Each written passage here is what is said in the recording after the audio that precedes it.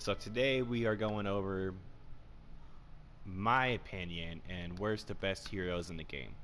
And do not assume already that my Conqueror is number one, because he is not. But we're going where's the best, in my opinion, of the best heroes are like best for controlling, damage wise, stuff like that. And then the worst heroes are just heroes that are just overplayed or are just used in the same manner as everyone else in the game. So this is my opinion, solely based on what I like, but I hope you guys agree with what I like. But hope you guys enjoy the video. Go ahead and start with number 12, which is the Lawbringer. Why is the Lawbringer number 12? In my opinion, he is the worst and most... he had a huge buff, right? This huge buff helped him out so much, but he still is used the same way. Retardedly, I would have to say. People use Lawbringers and it's just the same combos, which is a lot with a lot of characters I'm gonna say over this, but like the reason I don't like the Lawbringer at all is because people only use 2 combos with him, and he has a huge combo list. He has a huge combo list, and no one uses all these moves. It's always impaling charge. There's this there's long arm, and there's the shove, and then there's the swift justice. Maybe they may use swift justice, but that's about it. I mean, he is pretty boring in my opinion. He has some really cool like moves you can use, but people just don't play it right. I mean, it's always that right there, that square move right there. It's always that move, and it's just in succession with the move over and over again, which I don't like. So that's my number 12. Alrighty, and for number 11, we would have the Orochi.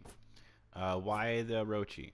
I would say because Orochi is the most basic used hero. I mean, everyone uses him the same way.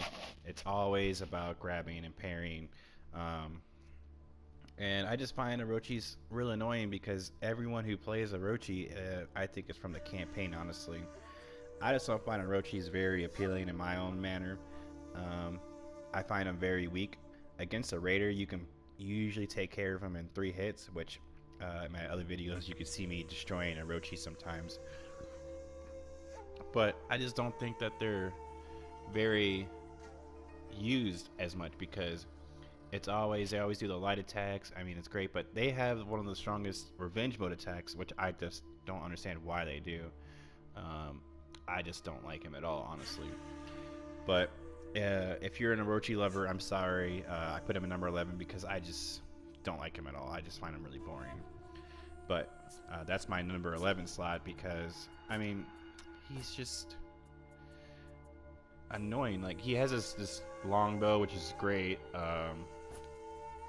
He has Arrow Storm, which is pretty used often. See, revenge attacks, that's a great thing because, like, you know, you can build a revenge build on Orochi, which is what everyone usually does anyways, and you just keep spamming his revenge mode, which honestly I think he needs a cooldown reduction now. Like, you can't just like use revenge mode and then like a second later, after you get hit multiple times, get revenge mode again and pop it and have a full shield again. I don't think it should be like that, honestly. But that's the reason why Orochi's number 11 on my list. I just don't like him, honestly. He almost annoys me as much as Lawbringer does. But that's my number 11. For our number 10 slot, I will have to say it's the Warlord. Why is Warlord number 10? Warlord, I find, is either people who use him to push you off the side, and that's mainly it. They're really basic, actually. People use them the same way every time, and I just find him real basic when people use him. I mean, it's always about throwing him off the side, doing a headbutt, and it just feels like warlords are used just for pushing people around mainly, and I don't. It's just so basic, I guess. Not really much you can say that's really good about the Warlord besides, like, you know, his auto revive, which is pretty legit. But if you can execute it, your auto revive is useless then. So that's kind of the only thing that sucks about him. I mean, he does have a full block, which is nice to have, but as a defensive player, I don't really use full block as it is anyways. Um, so I don't really see the point of using a Warlord. If you're just going to use him for pushing people off the side, I don't really see why you would use him. Besides that point, I mean, come on, Warlords aren't really that good. I've seen some really good Warlords. Like, I've seen some phenomenal Warlords, and shout out to the Warlords out there who were just like badass as hell with him. But it's hard finding those very few people who are actually really good at Warlords. For our number 9 spot, I am gonna have to say it's the Nobushi. Why Nobushi, you ask? Nobushi is so basic. Why is Nobushi basic? There's a lot of things you can do with the Nobushi, and it's just everyone does the same moves every time. I mean, I just find the Nobushi so basic in that matter. And also, I just don't like hybrids as well. So that's why hybrids are my top least favorite ones as well. Nobushi's always, they have a great poison technique, right? The poison's great to have, but against a Warden who has thick blood, it doesn't really affect him, right? And Nobushis have a thing like they always use zone attacks in their pair, and there's a revenge mode. Revenge mode is like the only thing that Nobushis rely on, is what I feel like. Once they hit revenge mode, that's when they're their only time they're actually really good. But even then they just do the huge zone attack and try to one hit everyone with that zone attack, which I don't like them. That's why I don't like Nobushis for. And I also don't like Nobushis for their one passive, not passive, but Blissful Rest. Most annoying feat, I think, for any hero to have. I mean, Warden has gain gain a small amount of health, right? So does other heroes too. But Blissful Rest is the only one on Nobushi that actually revives you all the way to full life, which is retarded because there's no reason for her to have that ability at all. I just think it's kind of annoying that she does have this ability. So that's why I think that she is my number 9. For our number 8 slot, I'm gonna have to say it's Valkyrie. Valkyrie is always used in the same manner. That leg sweep right there. I have not seen a Valkyrie do more than that combo right there continuously on me. I mean, usually it doesn't work because I just keep on you can dodge it real easily, but that leg sweep, they just keep spamming it. It's all they usually do when it comes to Valkyries, and that's why Valkyrie's is number 8. People do not explore moves with Valkyrie, and there's a whole bunch of moves you can actually play as. If people use different moves on a Valkyrie would probably be up there in my top 4 list, honestly, but they're not, and that's why Valkyrie's number 8, because they don't use her right. Valkyrie is one of the biggest counters for a Conqueror, because she can control him pretty well. But that's about it. People don't know how to use her right. So that's why she is my number 8. And she has she can look really cool. She has some interesting ornaments I looked at before, and I was like, if I really like Valkyrie, I would definitely play her. I mean, she has I haven't beat the story unrealistic for this one yet, but she has some really cool horns she can wear, which I do find pretty cool that they added a lot of this stuff for her. But besides that, looks wise, definitely one of my tops, but play wise, no one uses her in their full potential that they can use a Valkyrie. It's always the same basic combos, which is why she's number 8. For our number 7 slot, it's gonna be the Warden. Why Warden is what you're probably asking right now. Why is Warden up there in your list? Warden is up there on my list because everyone uses the Vortex move, and that's the only move they use mainly. I've seen some really good Wardens in my time, and those Wardens those would be my top 3. Is those people who play Warden. Everyone else who plays Warden is always on the Vortex, which I do find real annoying, because they don't really do anything else. I mean, I've seen some Wardens go ham on people, and it's been great watching my buddies play as Warden, be really good. But I just don't find the Warden used in full potential as well. He has a great move set. He has some combos that he can chain together, and he's just crazy good with. But They always use the vortex move. It's always guaranteed they're going to use the vortex move, and I just find it real annoying that they do that. So that's why he is on my number 7. And but besides that, I mean, he has one of the coolest ornaments in the game, I believe, in my own opinion. If I played Warden more often, I would definitely have the dragon ornament. I just find that really cool that they added that little thing to the Warden. His feats are pretty cool too.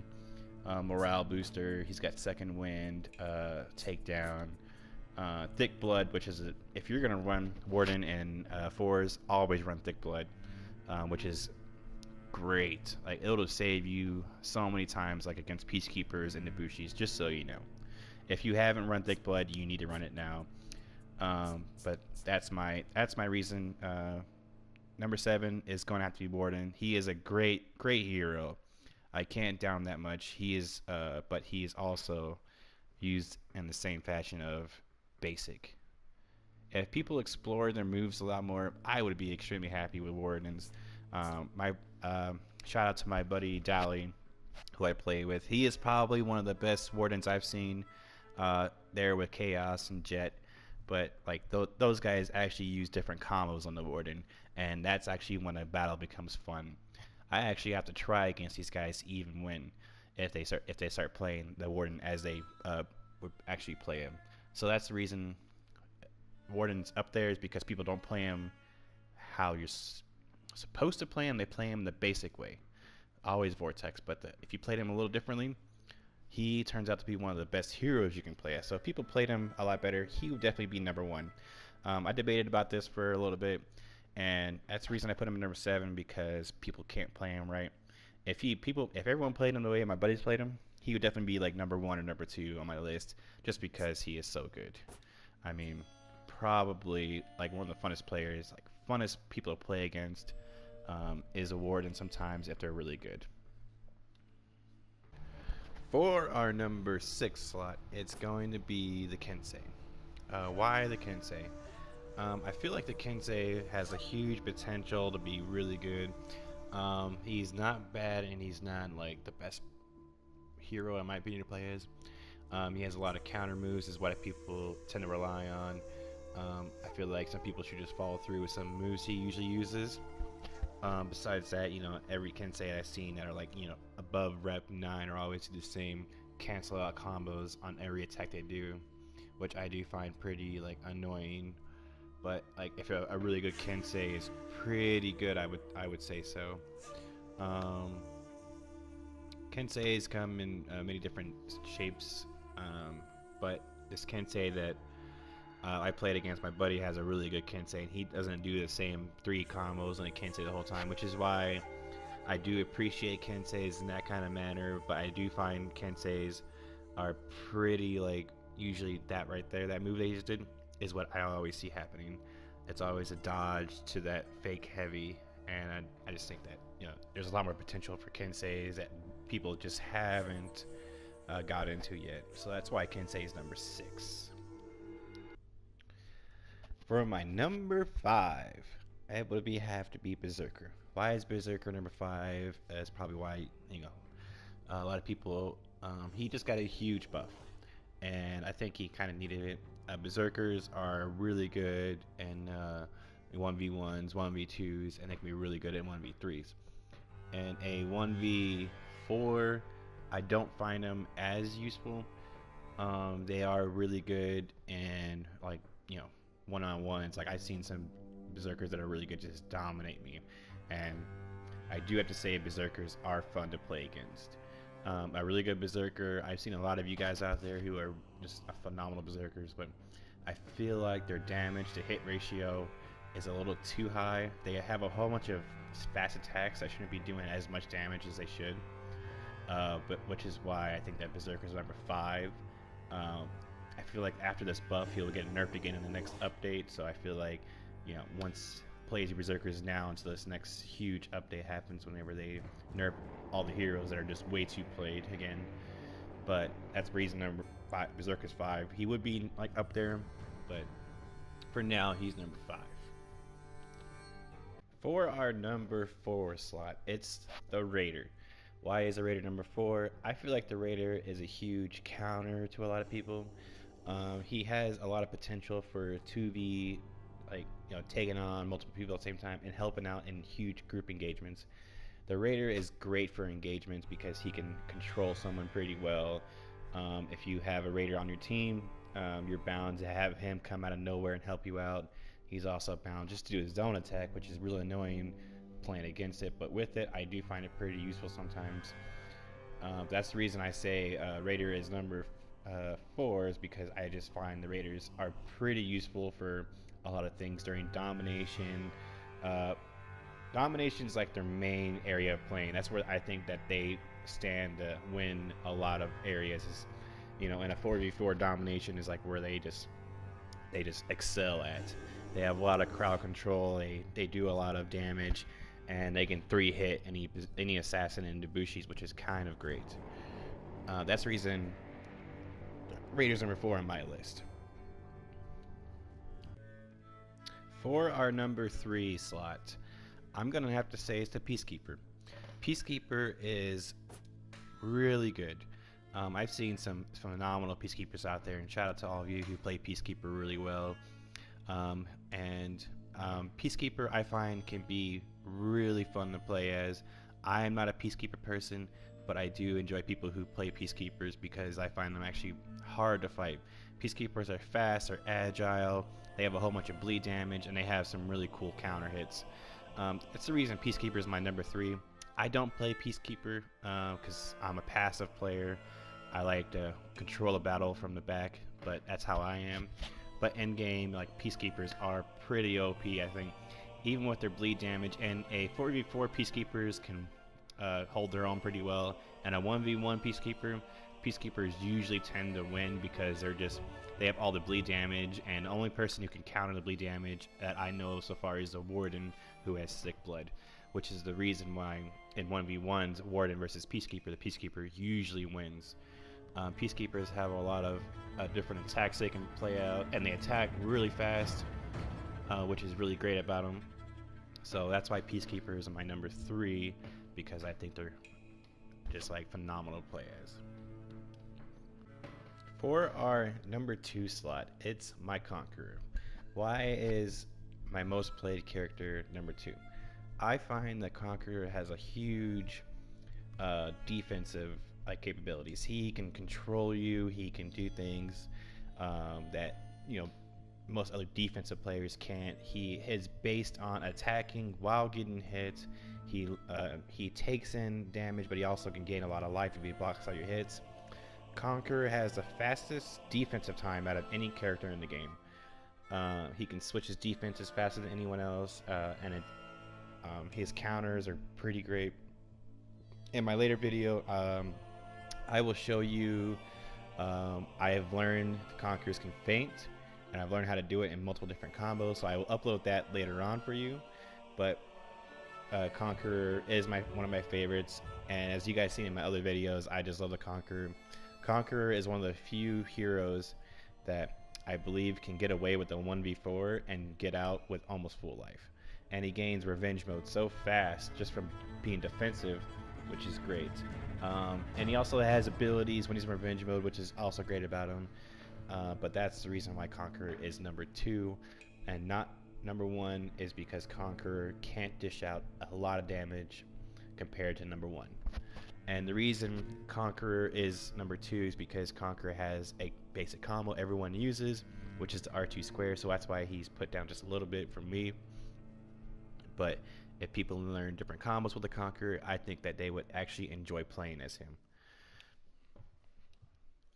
For our number 1 slot, for the worst to best, best of the classes, best of just all around being an asshole whenever he needs to be, it's the Shikogi. Why did I pick Shikogi over everyone else? Because Shikogi is one of the only people in the game who is happy to be almost dead. He can insta-kill you with his grab if he gets you in it. If you hit him, he can still do his follow through his attacks, so his attacks never diminish. Only time you do is if you hit him more than twice. If you hit him 2 or 3 times, his attacks will stop. But he also has one of the greatest things I've seen is like hard to kill. the more damage you do to him, the harder it is to kill him, and it also increases his damage. And I just think that him, like, the more damage you do, the worse it is for you, unless you have control over Shikogi, which is really hard to do. I've seen some really advanced Shikogis just like wreck whole teams by themselves, and it's great. I mean, that Demon's Embrace is probably like one of the coolest things, because like if someone picks up you and Demon's Embrace, everyone attacks that person being picked up, and Shikogi's over there just like tanking all the hits and just killing everyone. Shikogi also has the ability to run people over, throw them over sides, and he also has a throw distance of like fucking King Kong, basically. Just be prepared to be thrown very far away. Shikogi is by far, like, you know, one of the strongest characters in the game for dishing out damage and also controlling.